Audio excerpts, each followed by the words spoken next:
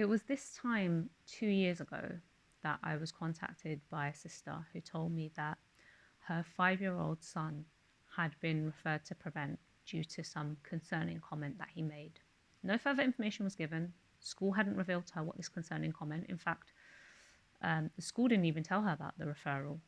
It was a Prevent officer and a social worker who told her about the referral. They had visited her home during the lockdown, and they told her that there was a sense of urgency and they needed to come and assess the family because essentially they were concerned that her child was at risk of radicalization. A 5-year-old child was at risk of radicalization due to this comment that they cannot tell her about, okay? And that's where they left it with her.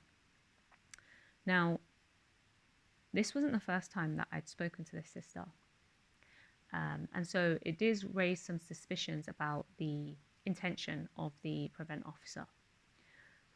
And the reason it wasn't the first time I'd spoken to this sister is because she'd called me a year before that. And she told me that she was being harassed by Prevent officers via phone and in-person doorstepping. And they were asking for her husband. And she didn't want them to contact her anymore. If you want to speak to my husband, go and speak to my husband. If you want to speak to me, fine. But if you want to speak to my husband, then the same way that you managed to get my phone number, you can get my husband's phone number, or come and visit the home at a time when, my husband is here. They didn't do that. And in fact, she put in a complaint and said, look, stop harassing me. And they said, okay, fine, we won't harass you anymore. They stopped harassing her for about a year. And then surprisingly turned up a year later during the lockdown and said there's been a concerning comment made. Now, obviously, we had to follow that thread and find out what had happened. And it turns out, after we'd contacted the school, the social services, as well as the police, we managed to put the entire picture together in terms of what happened. And what happened is this. The Prevent officers went to the school of the 5-year-old child. They didn't receive any contact from the school. Now, bear in mind, the school have a duty, right, to undertake Prevent. So they have a Prevent duty. They have a duty to show due regard and obviously report anybody who shows vulnerability to radicalization or extremism, whichever vague term you want to use, right? So they have that duty, and none of the professionals who know this 5-year-old child had made a referral. What had happened was the Prevent officer had gone to the school and had asked the teachers if there were any concerns about this child. Clear fishing expedition, okay? There was no reason for them to go to that school. They just wanted to know about the child. And what we believe is they wanted to know about the child because they knew that they really had no reason to be speaking to the father, right? They had no reason, they had no legal standing, they had no real weight or authority as Prevent officers to speak to that dad. And so instead, they went after the child, which, yes, is sick and yes, is below the belt. But they did it in a way, right? So they went to the school. The school initially said, we have no concerns. There's no concerns. They asked teachers that deal with the child on a day-to-day basis and said, actually, no, we don't have any concerns. Did I mention, by the way, that this child is a Muslim child? Yeah? So we have no concerns. Next day, one of the teachers who deals with this child says, actually, maybe there is a concern. Let me tell you something that this 5-year-old said, where he mentioned Allah. Oh, as a Muslim child, he mentioned Allah. Surely, he's being told this. And he said he knew a prayer in Arabic that he'd learnt from his parents. Again, Arabic, that language you don't quite understand, must be problematic, right?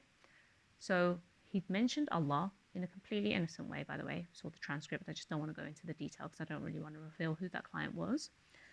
And mentioned this prayer in Arabic. And so now the teacher has flagged this, you see, because that planted seed of suspicion that had occurred upon visiting. Imagine you're a teacher and you get visited by a counter-terrorism officer. And they say, do you have any concerns about this child? All of a sudden, anything and everything that child did is questionable, right? Because why would, a counter-terrorism officer doesn't just turn up at your door every day and ask about children in your class or in your school. That doesn't happen. So there must be some background story, right? They wouldn't just turn up. So now that teacher has this planted seed in their mind. Something must be happening. So let me find anything. And this is my anything. My anything is that they mentioned Allah and they mentioned this dua, this prayer that they know in Arabic. hey, I'm going to flag this. And it's not to me to determine whether or not it's concerning. I'm just going to hand it over to you. And that is what they handed over. And that was the basis upon which a social worker and a prevent officer turned up at this sister's house, right? They thought there was justification to come to the sister and tell her that there was an assessment required. And you know what? When we asked the social workers why it is that a referral had been made and had they seen the initial referral, do you know what their answer was? The social worker who's supposed to be carrying out this assessment, the social worker who should be leading on any potential intervention if this child is at risk, it should be the social worker leading, not the prevent officer. Do you know what the social worker said? No, we've not seen it. They hadn't even seen the initial source, that initial moment, that important moment that would have then decided what the next steps were. They suggested they hadn't seen what the initial referral was, because guess who had nudged the social workers? The prevent officer. The prevent officer said, we've received this concern from school. We need to go in and find out what's happening. Okay. So everybody was negligent here. Okay. School, firstly, because they fell into that trap of, oh, maybe this child is suspicious because we've just been visited by counter-terrorism officers and they want some information. And so now we're just going to share this information with this counter-terrorism officer without telling the parents, without letting anybody know. We're just going to share this information, okay? Completely innocent piece of information, but we're going to share it in a way, okay? The social workers were also at fault because the social workers have a moral and professional duty to conduct their job in the way they usually do and not show exceptions just because a counter-terrorism officer has told them something. Okay, they should still do their due diligence. Okay, and of course the prevent officers were at multiple faults, and I'll let you list out the ways in which you think that was.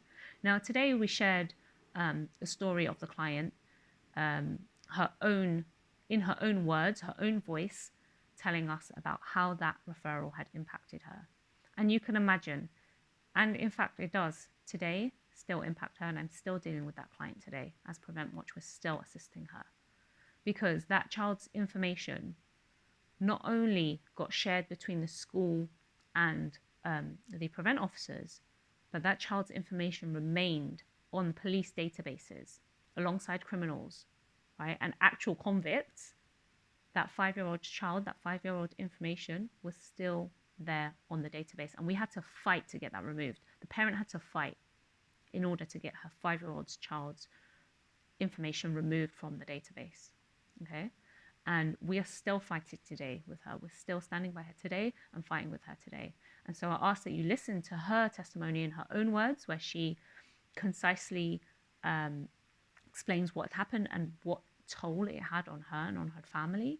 And I ask you to continue supporting Prevent Watch, and please do donate so we can continue to keep going and we can continue to assist people like this. You can donate at www.preventwatch.org/donation.